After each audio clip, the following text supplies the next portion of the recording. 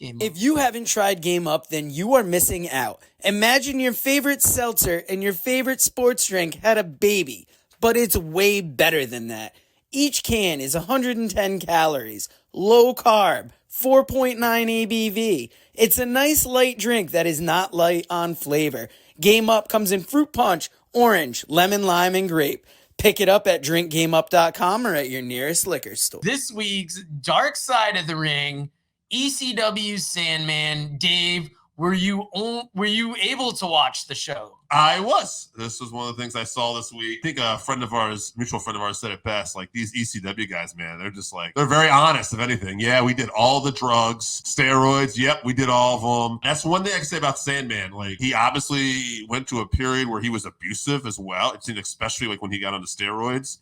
And even before the abuse, he was obviously not always present because he was busy chasing his dream and involved in the drugs and the alcohol. But he was honest, at least, that this was all his fault, you know. And I will tell you, that's a big thing, right? Is admitting your own fault to this, admitting that, you know, this is on me. And that's the biggest step you could do. And so hopefully he can get his life back on track. But I don't know where he's at now. But man, like, that was definitely sad to watch. Yeah, this is a wild mix because Dark Side of the Ring stories, they tend to go from, Jess, you definitely need to see this because it was a little bit Harley Race, how the business tore apart his family life.